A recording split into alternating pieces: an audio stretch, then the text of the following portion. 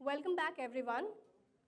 We will move on to the next session, which will look into this issue of transparency in supply chains. May I call on stage Mr. Anil Padmanabhan, Executive Editor, Mint, who will be moderating this session. Anil has been a journalist for over 3 decades. He also writes a weekly column, Capital Calculus, which focuses on the intersection of politics and economics. Anil has covered Indian politics and the economy extensively. I would like to welcome on stage all the panelists for this session. Phil Bloomer. Phil is the Executive Director of the Business Human Rights Resource Center. He has extensively worked on human rights dimensions of business, including in food security, resource extraction, mega projects, and business relations with public and private security in difficult environments. Ajit Dange, who is the fund manager and head of PMS Domestic of SBI Mutual Funds. Prior to joining SBI MF, Ajit was a sell-side analyst with leading broking firms such as HDFC Securities and UTI Securities for 2 years. Abhishek Jani is the CEO of Fairtrade Foundation India. He has over 10 years of experience with startups, social enterprises, and mid-tier corporations of both India as well as abroad. Rishi Singh is an independent supply chain sustainability expert with extensive experience in supply chain management, manufacturing, capacity building, and non-profit management. Over to you, Anil.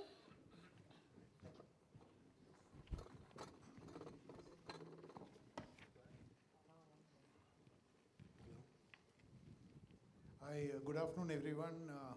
I trust you have had a sumptuous lunch, and the rather depleted crowd suggests that some are still on the way. And maybe some of you could move up. It would be it's up to the organizers.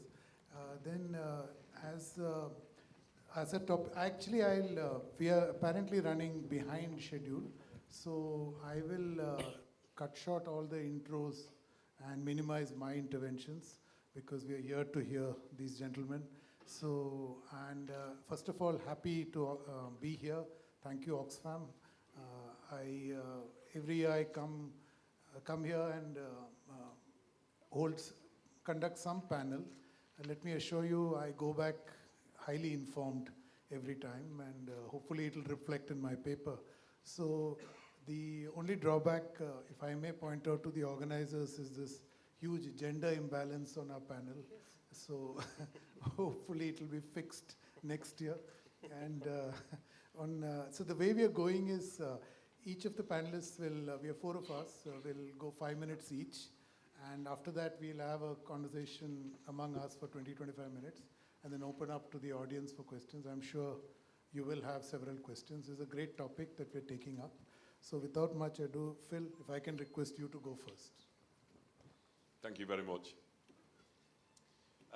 Well, I want to start really by just, again, congratulating the Responsible Business Index.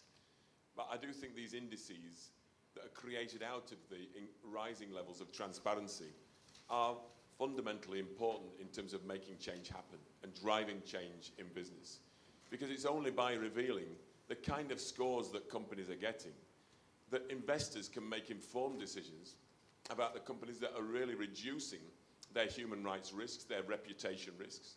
Equally, it's the same for millennial talent, much of whom really now want to work for companies that express their own values. They don't want to turn up every day and leave their heart behind outside the door. They want to go into that business and know that they're going to be doing something of value to their broader society. And again, there's a lot of competition for talent, particularly amongst the larger companies. The same can be said for informing civil society and for informing consumers. So I think these responsible business indices, such as we've heard this morning, are fundamentally important to empowering the broader mass. But also, and I don't think we should ever underestimate this in terms of transparency, the transparency also empowers the human rights advocates inside the companies themselves. Because they're often pretty isolated people in a company. that is driven in essentially because of the dynamics of the market, because of the systems that we heard about this morning. The system drives towards short-term returns for shareholders. And therefore, sustainability officers, human rights officers, CSR officers tend to be marginal to the business. Once you get the Human Rights Index or the Responsible Business Index in, then essentially a lot of CEOs tend to take much more interest and put greater importance on it, precisely because they know it increases the reputation risk. And in fact, The Economist only a couple of years ago did a survey, and the single most important thing that CEOs said would change their attitude and their attention to human rights would be a human rights index. So again, I just think those things are so important in terms of what this group has come together to achieve in India. We, essentially, the next point I wanted to make is really that the principles around transparency are fundamental to the human rights movement. We can't do anything unless there is proper documentation of what is actually happening in the human rights that are being respected and promoted, as well as the human rights that are being abused. But it's also exactly the same principle for business. Business, you know, well-functioning markets depend upon transparency. The whole basis of liberal markets is that there is, you know, so-called perfect information. There never is perfect information, but at least that transparency allows open, functioning markets to work where issues of unfair competition, issues of corruption can be revealed. So there's a synergy there between the human rights movement in terms of its principles as well as business. And I think that's something that we need to keep emphasizing. There's a business case and there's also a moral case for this. Then the other things I wanted to just highlight was that I think in terms of key shifts that are happening, I think the first one is probably there is a drive amongst the leading companies, a small cluster of leading companies, from a more passive approach to transparency to a more active approach. A passive approach that either doesn't actually disclose anything unless it's demanded, through to a passive approach that basically says, here's our operations in terms of their very narrow definition of our responsibilities, and an active approach being, these are our global supply chains, down to tier 1 and tier 2. This is the visibility that we have, and this is what we're finding there.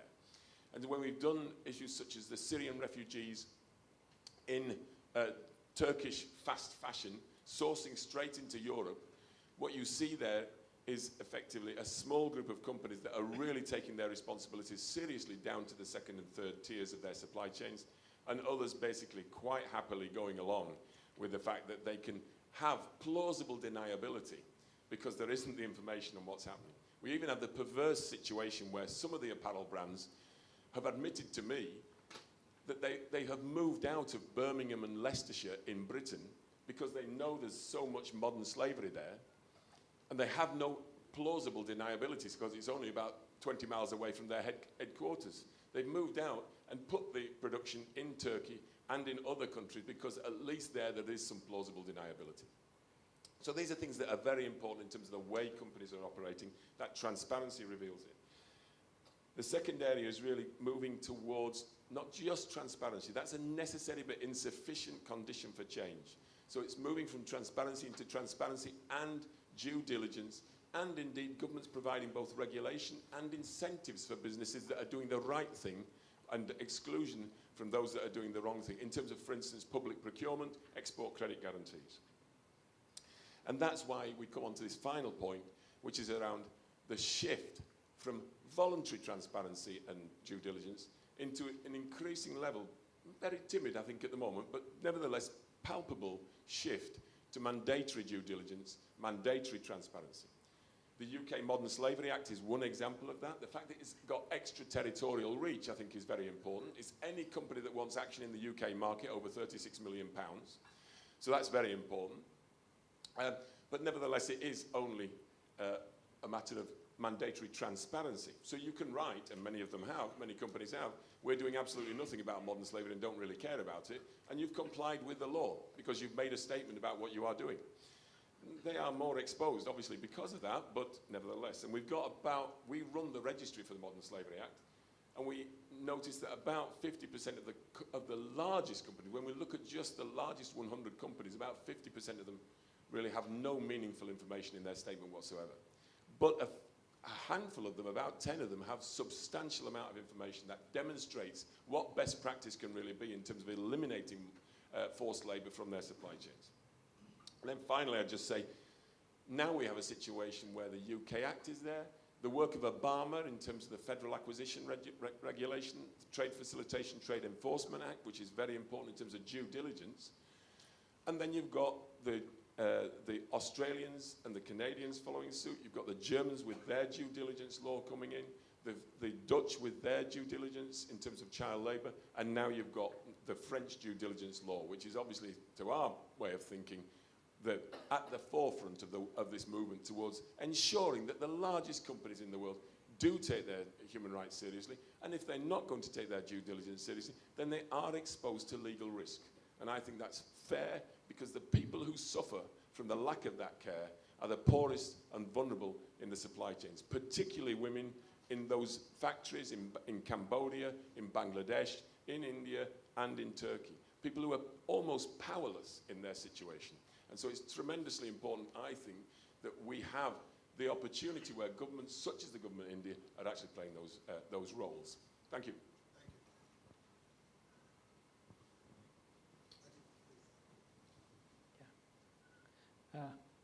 As an investor, basically we look at supply chain and sustainability from two aspects. The first is obviously the social obligation, because all the businesses exist for the communities and not other way around. And we are a firm believer of that.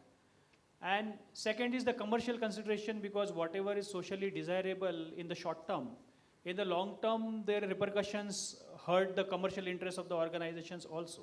So whatever is good in the short term definitely leads to a long-term sustainable performance of the companies. And finally, the businesses, as an asset management company, what business we are in? We are in a business of channelizing savings from the household sector into most desirable and most productive investment. And the desirable investment would require a study of sustainability factors as well as the financial factors or the valuation. But while assessing the sustainability of the businesses, the primary hindrance for us is the data availability. Now, thanks to this BRR being made mandatory for top 100 companies for last 5 years, at least for top 500 companies, you have fair amount of data on ESG.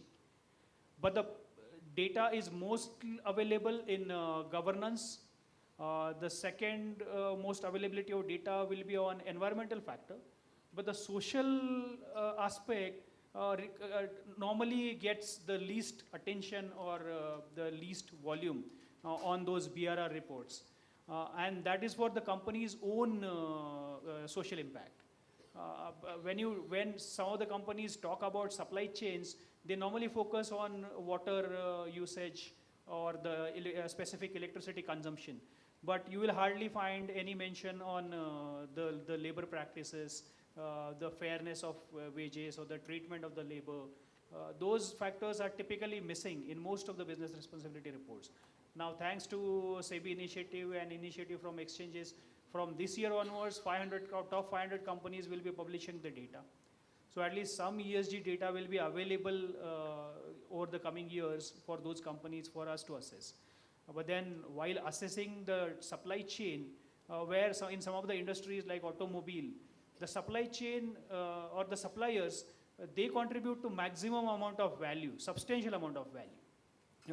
So they make a large part of value chain, and supplies become very critical for the operations of many companies. Like an example, many of the thermal power plants report typically lower PLF and hence lower incentive in many quarters because of the coal non-availability. And the non-availability of coal happens because the railways don't have enough wagons. Construction industry is another industry where labor form a large part of value contributors. There, the labor factors or the human or social element becomes very paramount. But unfortunately, the data availability again becomes a very big constraint over there. So what we typically do is normally we engage with the companies, we ask them pointed questions, we give them questionnaires. But then problem is that ultimately we'll have to rely on what management say, because primary data is very expensive in India. And we have now crossed 1 lakh crore in equity AUM. We are third largest mutual fund in India. But despite that, the 450 odd companies that we track, if we were to go for primary research on all these factors, for all the companies, the cost will be very prohibitive. So that basically restricts us from the depth to which we would like to assess these factors. So hopefully the group like we have here, you guys are opinion makers, and all of us can really create that opinion. The pull factor of these opinions from the investor community, from the business community, from the NGOs will bring in more and more transparency, or will force the companies to provide more and more data on these points in the future. So that will help us assess these parameters more meaningfully. Yeah. Good afternoon, everyone. I first want to just quickly touch upon what we at Fairtrade are seeing as some of the major levers for, why transparency in business is actually coming on top of the agenda. In fact, it's almost becoming a boardroom discussion for a lot of the large businesses. Phil talked about regulation, and I'm not going to elaborate more. I think he's touched enough on that topic. And I think that is definitely one of the big drivers, whether it's in the European Union, Australia, all of these countries, America as well, some of the states are definitely looking at the fact that the shifting blame culture between governments and the businesses is not going to continue and perpetuate, and should not continue and perpetuate. And certainly the UN has taken a role on that in defining that it's a responsibility for both government and businesses, and not just either or. And I think that has helped kind of take some momentum in terms of action on this sector and promoting transparency. Another factor that we're seeing really kind of contributing is the consumer engagement. In the world of social media, in the world of information technology, where consumer action is getting amplified, where consumer engagement or issues coming to the fore, therefore providing reputational risks actually, get amplified. Consumer engagement actually is becoming a driver. I take a couple of examples. Fairtrade in the UK, for instance, has been driving a banana campaign for exploitation in the banana value chains, and the race to the bottom that the retailers are forcing in that value chain. And what you see is that over the years, and there is a trajectory there, the retailers are now responding. The retailers are willing to pay a better price at origin because they recognize the consumers want fairer bananas in the UK. In the context of India, in the context of the fashion industry, but also the global movement which emerged out of the Rana Plaza tragedy in 2013, when 1,133 garment workers lost their lives in a factory called Rana Plaza because they were locked inside the factory, which was structurally unstable. There were cracks on the wall of the factory, and these garment factory workers, knowing that, were pushed inside by the workers because of the pressures of fast fashion, some of the brands that we see on the high street. And lo and behold, on the 24th of April, 2013, the factory collapsed, and 1,133 factory workers lost their lives. Over 2,500 of them were maimed or injured. So this led to a consumer backlash, and not just as a flash in the pan, but as a sustained movement called Fashion Revolution, which has consistently pushed over the last 5 years for greater transparency in the fashion industry. They have a campaign which talks about who made my clothes. We in India, as Fairtrade India, support that campaign through Show Your Label as an initiative where people just wear their clothes inside out and ask the brands on social media, who made my clothes? And in our case, we ask, who grew your clothes? Because we're concerned about the farmers as well. And so this is a movement which has built momentum over the years, a lot of celebrity support also coming into it. But lo and behold, you're finding brands responding. Just recently, Primark launched a global platform where they are going completely transparent about where the factories are getting made and what the supply chains for that are. Now that's, of course, there are various factors in that, but that one of the factors I'd definitely like to attribute to is the consumer pressure. People care, people want to know. We are seeing in India as well that the conscious consumer is growing. It sounds like something which we could have never imagined. Indeed, when Fairtrade started in India, a lot of businesses and consumers were skeptical initially as to whether this is a concept where people have to pay more to not benefit their own health, but to benefit a farmer or a worker in the value chain. Would this concept work? But last year we had Paperboat, which just entered the food business with its chicky. And that chicky is the first national Fairtrade product, which was launched in thousands of stores, and it's been a huge success for Paperboat. I wouldn't say it's because of Fairtrade, it's because of Paperboat, but it demonstrated their commitment to sustainability. It demonstrated their commitment to ensuring that the farmers in this case were being paid a better price. And so that comes actually to my third point, which I want to raise, is that businesses are also waking up to this as agents of change or action, or agents of destruction. Not all of them. There is obviously, as Phil rightly said, few and far in between, but they are waking up. They're recognizing that there are strong reputational risks or reputational benefits that they can leverage if they are transparent and if they are supporting these standards of human rights, of environmental standards. They recognize that investors like SBI, but in the EU and in Canada, the massive pension funds are really cherry-picking in businesses where they have credible sustainability standards implemented. So you see investors as another stakeholder which is responding to this pressure. Of course, the millennial consumer is caring about this because they recognize that this is the world that they are going to inherit, and they have a role to play in that. And you find increasingly, not only on social media, but also certain purchase decisions where millennials are caring about what is happening to how the products are made and manufactured. And as I mentioned, there's obviously the amplification of the message which is taking place because of this information technology boom that you are living in, where even a disruption or an issue in a remote corner of Bangladesh or Tirupur, could immediately be drawn to the global attention, to the attention of the media and various stakeholders. So I think there is a higher degree of scrutiny, there is regulation coming in, but businesses are recognizing, at least some of the pioneers who are getting the message, are recognizing that they need to be a part of the solution. Otherwise, they may be just, giving their competition a heads up. I'd like to start by saying how delightful I am to be with this distinguished panel and with the other knowledge bearers in the group. Is certainly, I think it's a mutual learning out here. So my initial remarks, I would keep it to cover the undercurrents and some thoughtful lesson what's happening in the supply chains. And before I do that, I would highlight some basic principles of our conversation right now. And I think those principles are very important in terms of bringing any kind of transformation in supply chains. The first principle is about people connect, and that is the sole reason we are here today.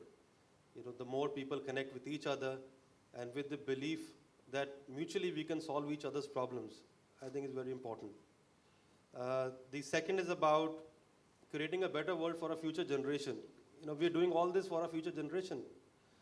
We don't want our children and grandchildren to look back at our times and label it as times of double standards. And so we need to take action as a group. It's about principle of innovation.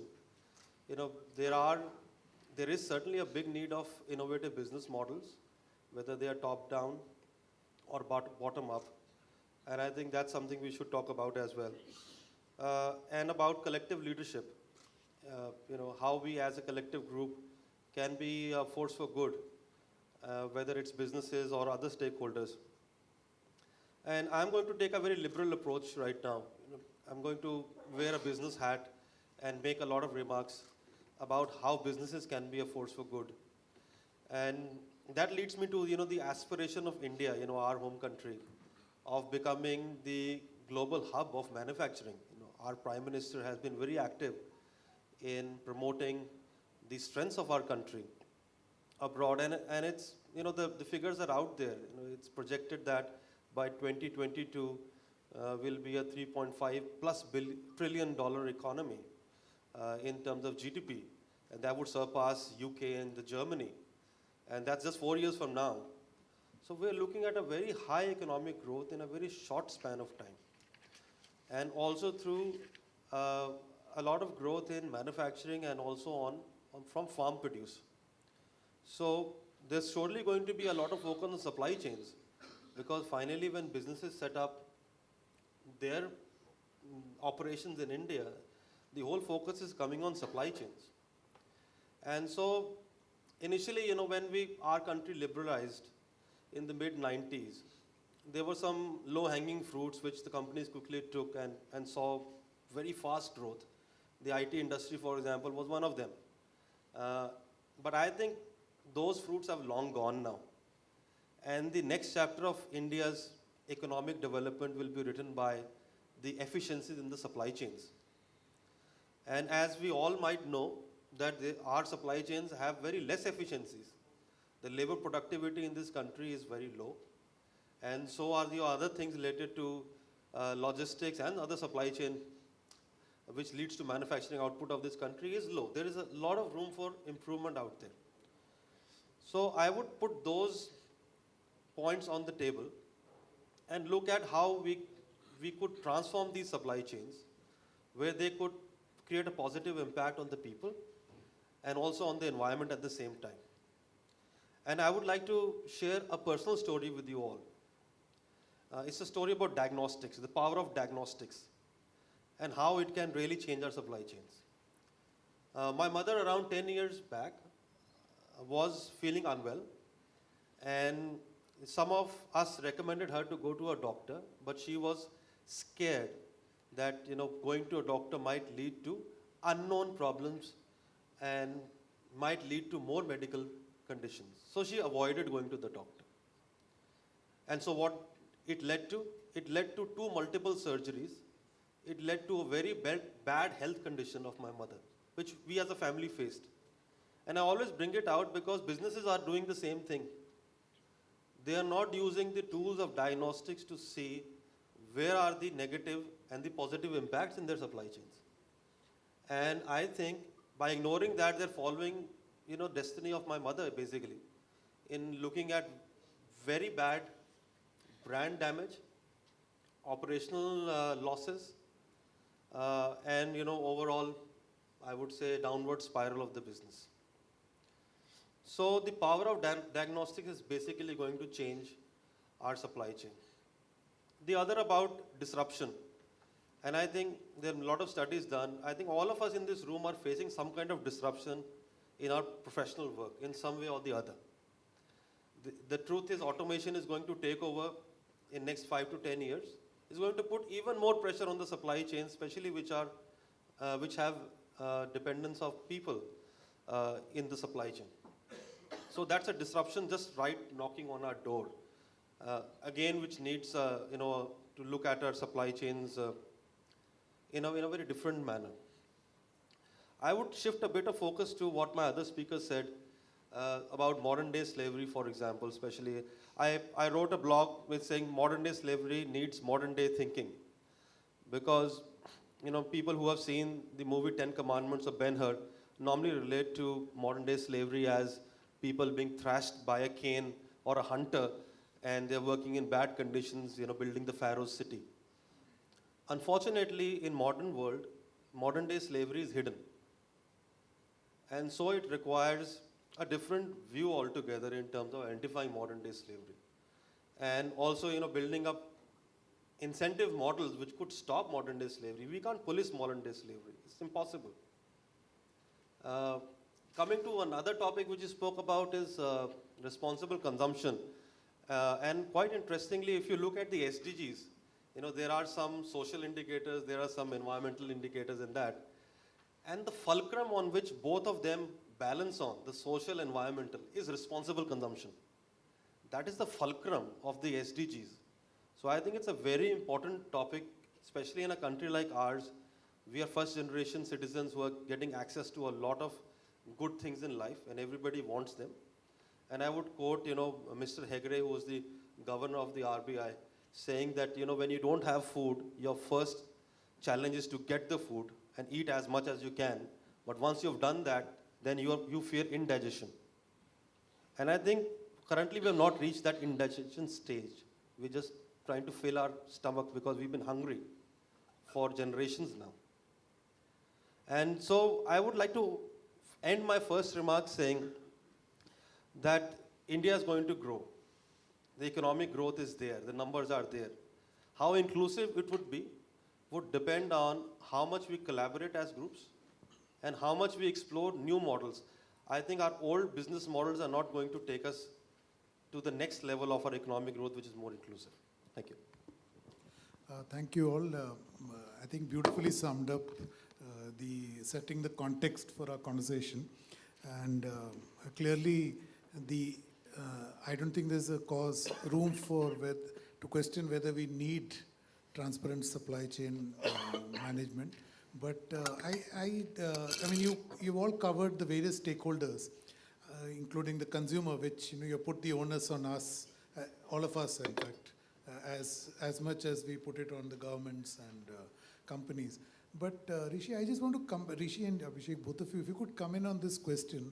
I'm asking this from the point of view of small business, which Phil referred to and which you also alluded to, because you have experience with Paperboat and you are working with all these companies. So suppose I am a small scale company. We have seen the experience with GST, where we try to put in a rules-based regime and how businesses are struggling because they don't have the capacities genuinely. I mean, everybody is not a Nirav Modi, so it's, the thing is, there are genuine people out there struggling for capacities of how to adapt to a rules-based regime. So in this, they have a genuine concern that the costs which you mentioned, or you alluded to, on collecting at your level primary data, how do you address it from their point of view? How does it make economic sense? Like if you could walk us through Paperboat and if you could share some anecdotal experiences, we were convinced a small industry or SME player who will be key to this success of this experiment. Abhishek, if you can go. Yeah, thank you for that question. What is really surprising is that in our Fairtrade journey in India, the business segment in terms of scale where we've had maximum traction are startups. And a lot of these startups actually driven and owned by Millennium or Generation X or Y, whatever it was called just before that. So startups are recognizing that they need to form businesses that are going to address these as a part of the business practice, not because of some CSR regulation, but because this should be the new business as usual. And so that for me has always been a very inspirational and a powerful kind of realization for our Fairtrade journey. And we, as much as we work with large businesses and SMEs, we do nurture the startup ecosystem as well. So if startups can do it, and of course, some of them are catering to a niche consumer base, that's how they position themselves. But they are communicating integrally about their commitment to fair trade or organic, and using that as a tool for that. I can give you some examples. There's a bean to bar chocolate brand in India, manufacturing happening in Diu and Daman, called Pascari Chocolate, started by a young chef who really wanted to bring something different into the chocolate market and do something good for the cocoa farmers who are in Kerala.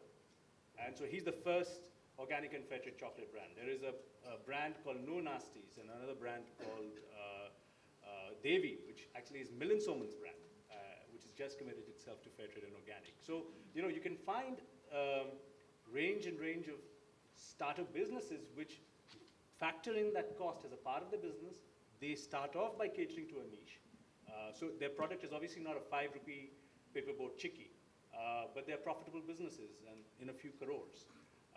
And they're able to bring this as a part of the business as usual. So I think it's a mindset. I think if you are cutting corners, then some of the largest brands and companies in the country and in the world, as Phil rightly mentioned, they don't want to go beyond tier 1. they want to turn a blind eye because they know it'll affect the next quarterly reporting. As skeptical as that sounds, that's the fact. And then suddenly when there's a reputational risk, the whole thing blows up, right? So I think we need to recognize the intent and the motivation of the leadership as being one of the key factors that drives these ideology.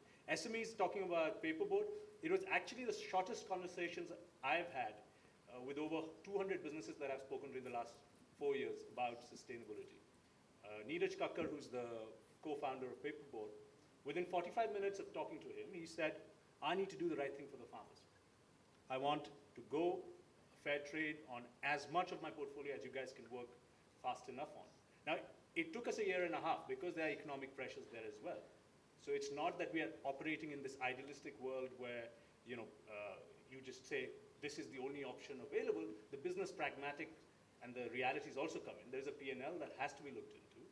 But we worked on multiple options and commercial simulations, and we came up with a commercially viable and profitable product line and a supply chain at scale. We're talking about 2,000 new farmers being added in Gujarat because of Paperboard's initiative in the Fairtrade system.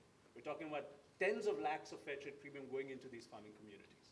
So, the impact and this premium is then going to be used for improving productivity, quality, but also is going to be used in helping them get their kids to schools and doing scholarships for that. It's going to help them get healthcare into their local communities, entirely decided upon by the farming communities themselves. And again, that is message that Paperboard can use when it communicates with its stakeholders, including consumers. So it's the motivation of the leadership. The economics can be worked out. It may take a little longer, but it can be worked out. Thank you for that question. Just before I answer that question, I would like to also bring in a new dimension on supply chains, because we're talking about SMEs here. And looking at supply chain, the supply systems. And we had this systems conversation before lunch. And I think somewhere we've started looking at supply chains as like a real chain, or because the word has been used quite often. But I think it's more like a system, or you can call it like similar to our solar system, interplanetary, where there are different kind of suppliers, big and small, not really according to the tier level, and then influencing each other. And I think one thing we normally forget in the conversation on businesses is about the whole idea of being a subset to each other. We people are, as an individual, I'm subset to my family is a subset to the society is subset to the whole larger community, and that community in which the business resides, and then we make the whole ecosystem.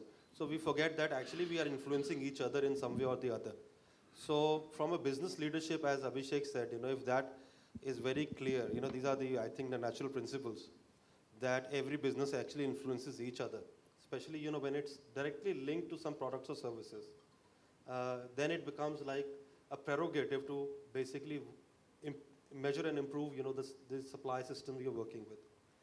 The second I would say is SMEs, obviously by the nature, they are small businesses. They are struggling to survive. They have multiple pressures on them. And some of them are first generation entrepreneurs, farmers turning into, for example, manufacturing company owners. A lot of that has happened in the garment industry.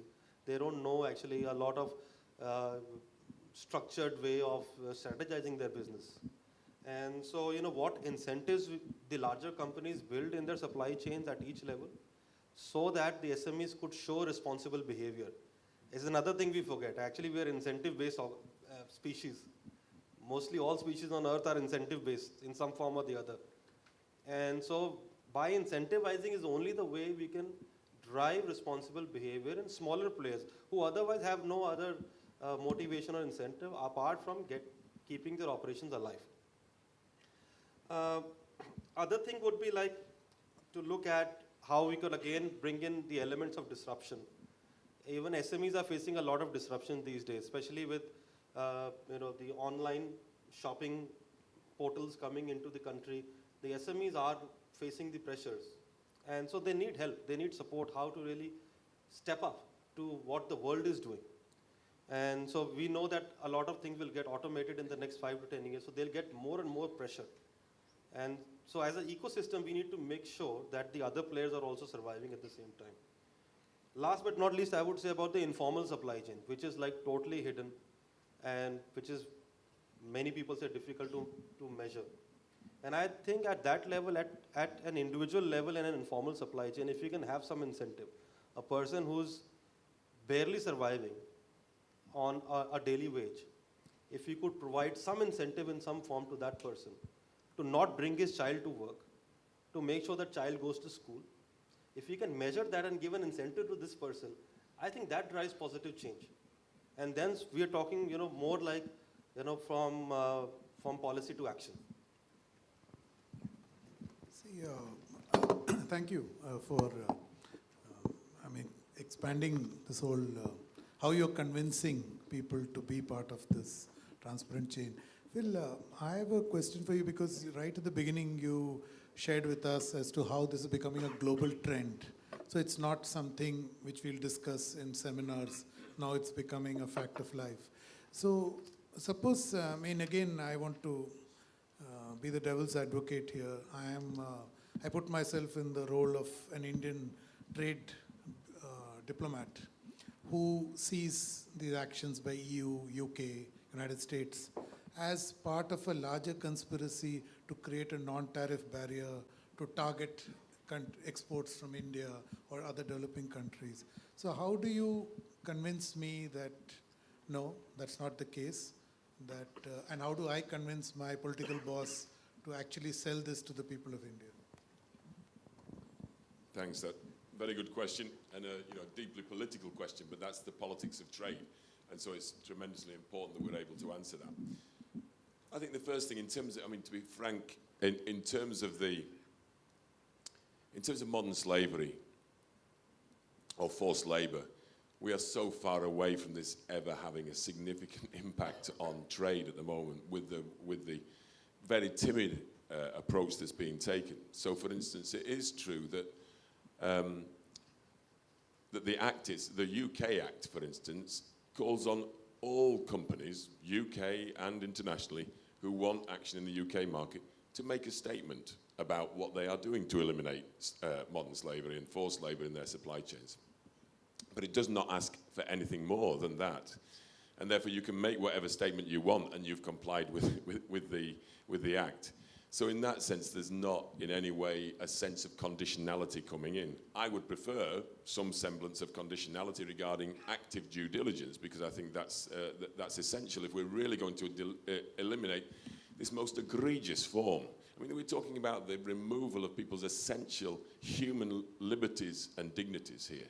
And so if global markets cannot deliver that, then they are not sustainable. And I would say they don't deserve to be sustained. That model does not deserve to be sustained. But I want to also come back to another part of this, which also refers back to the previous answer. In terms of small and medium-sized enterprises here, I was lucky enough to go to Agra on Saturday and see the footwear manufacturers in the communities there.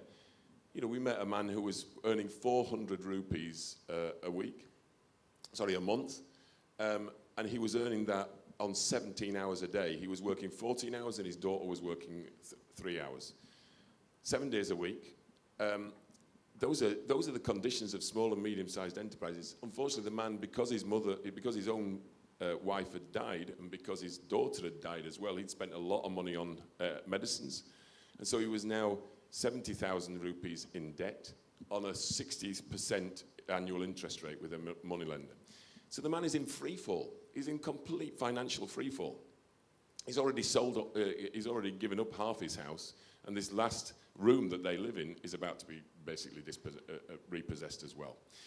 Now, the reality in that is that man's involved in an international or a national and international supply chain. And the reality is that one of the most pernicious elements of this is that the exploitation comes from the price point that's set, not in Agra. The price point's either set on the high streets of Delhi or indeed much more on the high streets of Berlin and Paris and London and New York. And those price points bear no relationship to the manufacturing costs, paying a minimum wage. So you talk about what's the responsibility of small and medium-sized enterprises. Well, they have no opportunity but to accept those orders or accept that they're never going to work again, if the price points that are set have no relationship to the manufacturing costs as they stand. So it's from that perspective that I think there's real opportunity for the Indian government in particular to use this movement to actually ensure that now we have much more due diligence by the brands themselves, the international brands, as well as I'd argue the Indian brands, to make sure that when they're setting price points for their global supply chains and national supply chains, they set them with direct reference to at least the minimum wage, if not a living wage. Yeah, sorry, I just also want to come into that. I mean, I would really just tell that government official that a lot of these things are already there in our constitution. You know, when we talk about abolishing child rights, it's there in our constitution. When we talk about gender equality, non-discrimination, especially around caste, that's in our constitution. When we talk about no bonded labor or forced labor, which we see a lot in the fashion sector, it's there in our constitution. So these are not external principles of a foreign government which are being imposed, but these are better standards that we ourselves need to be accountable to. And these are our standards as much as they are global standards. So I think to politicize it on a non-tariff barrier line would be a classic case in which people want to demonstrate that these are ways in which we are being denied our rights to markets. But why is it that Indian consumers or Indian businesses should agree to having a lower standard, if at all, right? Why should we agree as Indian consumers to child labor being there in the cotton that's plucked or the garment that we're wearing? Why should we agree to a girl being caught in the Sumangali scheme, as it's prevalent in Tamil Nadu, in the cotton value chains, to earn her dowry as a bonded labor? Why should we agree to that? So these are not foreign, of course there is foreign legislation which is putting this in a more concrete way, but we equally have our legislation on this. So this is not a foreign concept. Actually, just before you answer, Rishi, my question is more that I accept all these points, but I'm saying that there is a political reality. It's a very political question that I asked. So you have to, I mean, as an elected representative, like you said, if we implemented this transparent supply chain, this cobbler in Agra would be unemployed.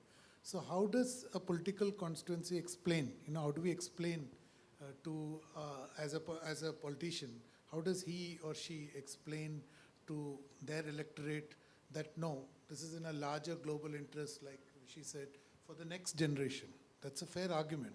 But there is a reality of the politics. In this forum, it's perfectly accepted what you're saying, but I was asking, in your occupational experience, how do you convince people? Sorry, Rishi, go ahead. Yeah, I would say that businesses which are looking at modern day slavery are actually not shutting down their supply chains. They're positively engaging. And we could always question, what is the effectiveness of that? But the point I really wanted to make was about the liberalized India. The thing which comes attached with liberalization is about self-regulation. And so we have business and human rights covered in the National Voluntary Guidelines of this country. The Principle 5 very clearly states that. Only because the name is voluntary there, that doesn't mean it's like a choice, we don't have to do it. The voluntary means that we have to self-regulate ourselves. And that's why we are becoming a more liberalized society. Personally, I would not like a law to be there for everything we do, even for like the consumption we have. If that is the kind of society we want to develop, then we're going back in time. And if we want to develop a more liberalized society, then we have to self-regulate our businesses and on an individual level as well. So the National Voluntary Guidelines have been very powerful in terms of getting the context and also India at, really at the leadership level in terms of our spirit and intent of what we want to achieve as a country. I think many businesses have taken the word voluntary as optional and maybe not trying to engage in it. And I would invite all the businesses to say this voluntary means that you have the option of using your methods and innovation to meet the spirit and intent of the National Voluntary Guidelines. You can use whatever mechanism you would like. The government has not enforced anything on that. So I welcome a lot of voluntary action from the government, because if more and more laws will come in, I think we're going back in time. And I think and there's a psychology also attached with more and more laws, is that the moment you bring in a law for something, it becomes a compliance model, the effectiveness of it is gone, and I think that's what we've been discussing about the 2% CSR law in this country. Rishi, not to be a dampener, but our constitution has lots of more good points, but unfortunately as a country we don't respect, which is, respecting everybody's economic and social freedoms. So they are there, these rules are there, but there's a problem of executing and respecting and implementing them. I just wanted to get you, Ajit, into this whole, when you talked about that yours is the third largest mutual fund in this country, and you do pursue these norms, right? For all the funds? Yeah, for all the investments. All the funds. So technically, you have actually made all of us who are investing in your mutual fund a stakeholder in this transparent supply chain in whatever transparency is possible, right? Okay. So now you talked about the costs that come in terms of getting all the primary data. So have you tried, like Abhishek explained with the paper boat example, that it did create a cost, but they did go ahead and do the right thing. So have you got to a point where you, as a third largest mutual fund, whatever you do, others will follow, so you're a trendsetter. Have you come to this context where you have actually thought of charging for a primary data? Because you're third largest, so you have huge amount of investors. So the cost can be seriously defrayed. So have you as an institution addressed this? No, see, what Abhishek has talked about is the businesses factoring in the cost in their pricing model. For a mutual fund which is very tightly regulated by SEBI, there is a restriction on how much management fees you can charge every year. Despite being third largest, that cost is going to be very prohibitive, because in India, the mutual fund industry is focused entirely on the assets under management and not so much on the profitability. If you see the profitability of Indian asset managers, it's minuscule. So our parent, State Bank of India, says that your annual profit gets lost in rounding off of our annual profit reporting. So that's the nature of the profitability of Indian industry, because the largest pie of the fees earned by mutual funds goes to the distributors, because mutual fund still continues to be a push product and not a pull product. In the sense, it is the distributor who owns the client, and not so much as the AMC owning the client. So that naturally prohibits. But just to point out one bit from myself on the discussion on the last point, I guess some of it has to do with the level of economic growth at which we are at.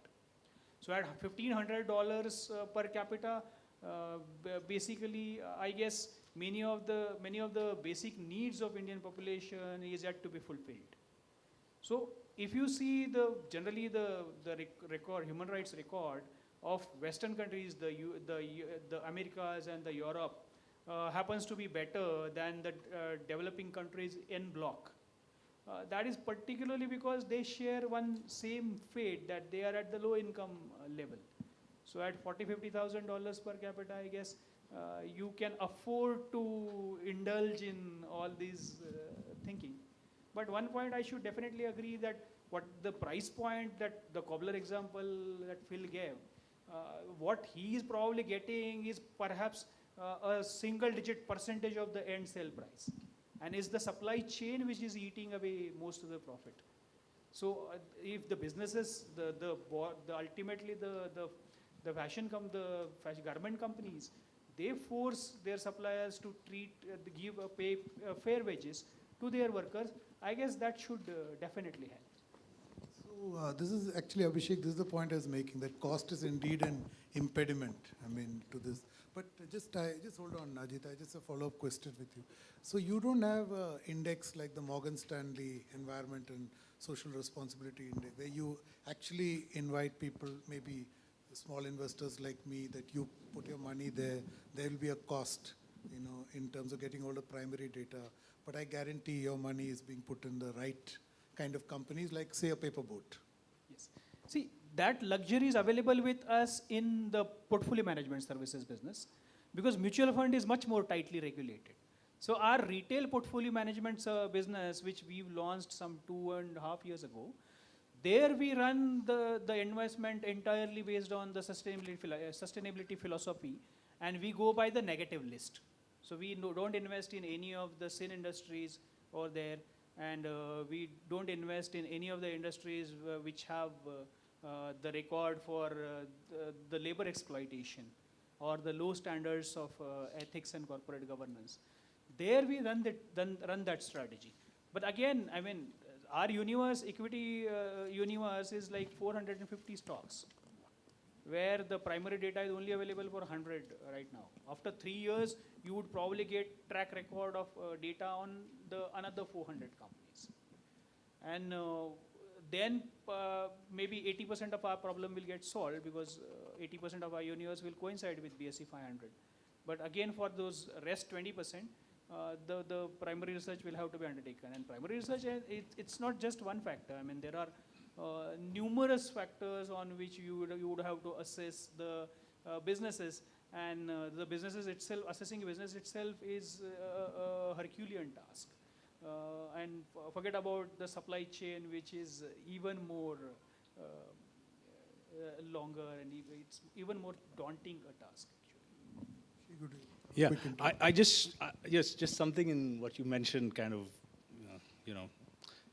struck a chord with me. I don't think at $1,500 or $40,000 per capita income, that's the debate. I think it's what is the norm or the business principle. In India, in Delhi, and I'm a Delhi wala myself, but I migrated to Bangalore. Part of the reason being the air there is better, right? And I came here during the Diwali, November period again for some meetings, and that is when the pollution was at its worst. And one of the factors that our Chief Minister of Delhi was cribbing about was stubble burning happening in Punjab. And the Chief Minister of Punjab actually very accurately said that this is not just about the law. This is about the economics of how the farmer in Punjab is not being paid a fair enough price so that he can take a sustainable practice of removing that stubble. So the cheapest option he has or she has is to burn the stubble, right? So if the economics of it is not figured out, which the businesses must do as a part of the business. Again, one of my heroines, Dr. Vandana Shiva said, it's amazing that we live in a world where most of the trade is assumed to be not fair, and you need to specifically identify the trade which is being done fairly as fair trade. It is really a reflection of the times that we live in, that we are willing to accept the business as usual to be unfair. So I think it's about bringing those costs in as a business as usual. It's not about just the level of income, because it affects us all. If the farmer in Punjab is burning stubble, that's because he's not getting sufficient income. You can have all the laws and the regulations, as you rightly said, but if the incentive mechanism is not there, if the right price is not there, he is going to resort to the cheapest possible option, which is going to affect everybody, whether you're a rickshaw driver or you're a corporate businessman. Similarly, in Bangalore, actually, we have a lot of problem around water, the Kaveri River water, and the shortage of that or the scarcity of that. And periodically, almost every year, what we've seen is that the farmers agitate, and they literally bring the whole city to a standstill because they don't have enough water for their cultivation. And again, some economists have worked through that figures, and almost every day that Bangalore is held hostage is costing the city hundreds and thousands of crores. Costing them thousands of crores of lost income and economic activity. Now, there's a social cost right there because one set of stakeholders is not being treated fairly. So, I again give a nod to Oxfam for this inequality index and the work that they're doing on that. But those things are playing out in our society in a very real way, and it is affecting all of us. Whether you acknowledge it or not, we are a part of this. Just wanted to quickly add, having managed global supply chains myself, I think this is a strategic conversation. How a business strategizes itself to invest certain portion of its economic welfare into developing its supply systems, and not as charity, as embedding it into its structures. So it's a strategic discussion here. And there are various examples, if you can take Body Shop or H&M, who are doing, sustainable sourcing, And obviously their products are much at a higher premium. They're making much more profits by actually supporting communities and local producers in India. And Body Shop is a very big example of that, as the model they have evolved. And there's another model which is Fairphone. If you ever heard of this new phone company which is based on transparency in supply chains, charges a premium on its phone, and invests that money which they generate into actually capacity building of their supply chain. So I think it's a strategic discussion, and strategy has to be upstream, and we can't change things when it's downstream. And obviously it takes a lot of cost then when we start changing things downstream. And that's why sometimes businesses feel that the costs are rising, because it's downstream action. Yeah, and just briefly, a couple of points from me. I think, I was struck by your example of the mutual fund, really, and this enormous cost of actually making sure you've got sufficient evidence for the whole 450 companies. And I think that this is a key area that will develop over the next 5, 10 years. At the moment, we don't have the critical mass of investors involved in this, but they are growing, and they're growing around the world. And as they grow, so it will become more easy, because more of the companies will feel that it's an advantage to them to publicly disclose the data that investors need. And that if you're not doing it, and others are, the investors will be making decisions rightly as to where to make access to credit both cheap and easy. And that is a huge incentive, as Rishi was saying, in terms of the opportunity. So those market forces are coming in, and we're seeing them really becoming much more powerful in at least New York, London, and Frankfurt, etc. So that's the first one. And I think the other, and what we're doing is working with investors like Aviva and the Institute for Human Rights and Business on a corporate human rights benchmark that's a global benchmark that tries to rank directly those companies across a wide range of their human rights policy, practice, and performance. And I think the performance issue is something that in the end we have to also tackle. The last thing I wanted to say was just to introduce a small point of controversy with Rishi, just to make sure we're not all in complete agreement all the time. I am the first to both reward and congratulate businesses that go further in terms of their voluntary action. But I'm afraid that to really lift the minimum floor of behavior, we need a legal stick. Societies need to say, this is the absolute minimum floor of corporate behavior, just as we say there's a minimum floor of personal behavior. And when you're systematically introducing modern slavery, forced labor, child labor into your supply chains or operations, I'm afraid there should be a legal risk. And all my experience of speaking with the companies is that one of the greatest risks that they take seriously is legal risk. And the CEO pays attention. When allegations of abuse come in, the CEO calls in the CSR or the human rights officer, and they also call in legal counsel. If legal counsel says, don't worry about it, it doesn't matter what the human rights officer says, but when the legal counsel says, you know what, we better do this, this could cost us a shed load of money in the courts, the CEO changes his mind quite rapidly. Okay, thank you, Phil. Actually watch what you wish for, because every day in India we're discovering a new floor of corporate behavior. So, and I think I just hold off at this stage. We'll open up the floor for discussions. Whoever, please introduce yourself and a brief question. There's a gentleman right at the back.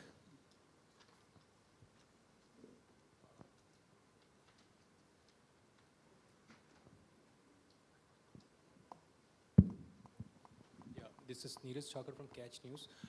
We discussed the per capita income issue, as well as the issue of not being able to pay the minimum wages to employees, especially with regards to the SME sector. I would just like to point out to the fact that somewhere post-90s, the government got sold out to the idea of labor reforms, which actually meant that allowing the hire and fire policy without actually understanding the fact that when you allow the hire and fire policy, it should have been done with some sort of a support system provided to the contract laborers. So we saw many issues at Maruti plants and all those areas where employees were agitating against the vulnerability that was introduced into their lives just because they were part of the contract laborers. In many of the government departments, government have outsourced the lower level staff to the contractors and who are not paying salaries on time as well as the minimum wages which is supposed to be paid.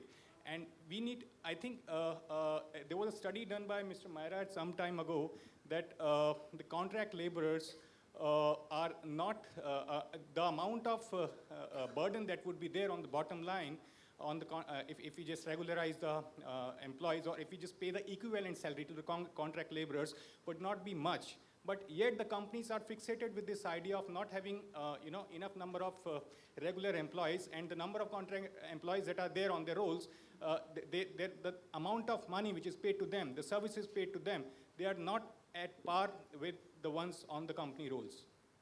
Okay, more of a comment, and Yep. We'll just hold off. Any other questions? No questions? Okay, sure. Just if I may say one word on the comment, a comment on comment basically. See, the job security typically is available in the government companies, the public sector companies. And you have seen MTNL, you have seen BSNL with the inflexibility in the workers' compensation over there. The public sector banks themselves are suffering because they can't get laterally, they can't get people in their payroll laterally because their salary structure would not allow it. The private sector salaries are much higher. So basically, whenever you have the job security, then probably it so happens that the companies employ pay 1/10 of the salary than in a public sector than compared to a private sector, and they employ 4 people instead of 1. So that, I mean, it's not either ways actually. Neither extreme is going to be desirable. There we'll have to probably find some midway, actually. If there are no questions, what I'll request is each of our panelists, like if you go 30 seconds each, on a quick final takeaways from today, and I'll share my 15-second takeaway at the end. Well, I think if I've got 30 seconds, I better just say this. I do believe that transparency and due diligence are now the fundamental drivers of bringing human rights and sustainability into the business operations. I think if you look at the profound loss of public trust in global markets globally, I just looked at the Edelman Trust Barometer at lunchtime. India suffered a 17% loss in public trust just in 2017. It's still relatively high compared to many other countries, so that's great news. But loss is draining away. The public trust is draining away. We have to restore that public trust, and business really has to restore and strengthen its social license to operate. It cannot do that unless it's involved in declaring what is happening, in knowing what is happening in the supply chain, and explaining that to many other people, amongst the consumers, amongst the investors, amongst the talent in their own companies. Otherwise, they will not thrive, and the current operation, the functioning of our current economic globalization will not be sustained over the long term. Just, I mean, the point I have been making about the cost being the prohibitive element. There are 40 mutual funds in India. There are many more these portfolio management services, and there are many foreign institutional investors. So if every investor has to do the same study themselves, it will be so unproductive compared to a company itself undertaking that study and making those data available for all the investors to assess. So basically it has to be the investor pool ultimately. If 10 investors go to the company and ask pointed questions about the supply chain, the labor treatment, or the fair wages in the supply chain, maybe in after 2 years, after 3 years, they will have to do something about it. They will be forced to do something about it. If investors reject the company's investment proposal, or the lenders reject company's loan proposal on the basis of these factors, then ultimately the industry has to wake up and take cognizance and spend that additional amount of money. And if every player in the industry is spending that money, I guess the equilibrium need not change actually. They can pass it on to the consumer. Yeah, I'd like to just summarize by saying that, if you look at the history of production, centuries after centuries, we've seen new normals emerge. Slavery was rampant in the plantation sector once. It's coming down. Bonded labor in India was the norm, and now it's there, but it's significantly reduced. And I think transparency mechanisms that are now coming into the business practices and production practices, as well as the consumer awareness, is something which is going to create a new norm and a new normal where all of us are going to look for more sustainable products. I'm just going to end with an Anil quote, something that really motivates the work that we do and informs me as a decision, which is that every purchase we make is a vote for the kind of world we want. And that's basically how we expect, hopefully, the transparency to bring that information to the front of us as consumers as well. Thank you all. Obviously great to hear your thoughts, and being last in the queue, obviously covered a lot of it. But I would just stress on, the aspect, and my focus of the whole discussion has been on business. I was wearing a business hat. On the aspect of knowing and showing. And there is obviously a lot of criticism of business, and which is rightly so in some areas. But the need is of collaboration. And that can be done by knowing and showing what businesses can really do. So knowing your supply chain, understanding who are the various actors in supply chain, most important. And then showing what actions are being taken to resolve some of the negative impacts is even further more important. So I come back to my thought about diagnostics. How we can use diagnostics in businesses to understand positive and negative impacts, have a strategy discussion, put short-term to long-term action plans in place. We can't solve the challenges we have on our hands overnight. We need a robust strategy to resolve this. And we need to do this because we want to make our country, not only an economic leader, but a leader in also in social development, community engagement, empowerment of women and children and people who've been left behind. And we have to take them together. So that's the prerogative. And I think collectively in the past, India has faced a lot of challenges. We've moved on. I think we have a new economic challenge on our hands to make it more inclusive. And I'm sure we can develop new models only if we are more collaborative.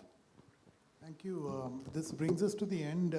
I think there are a bunch of, I can't summarize such an erudite conversation. Honored to have led this. But I would say that a bunch of things that we have established even before we knew, but it became clearer with these gentlemen of the daunting challenge and the importance of a transparent supply chain. We have also established the fact that there are serious trade-offs, which several of them dwelled on. But I'll close with, most importantly, the optimistic cue that Abhishek left us with, that they are eminently achievable. So our cup is half full and not half empty. Thank you very much, everybody. Please join me in thanking these four gentlemen, Phil, Ajit, Abhishek, and Rishi, for the fantastic conversation.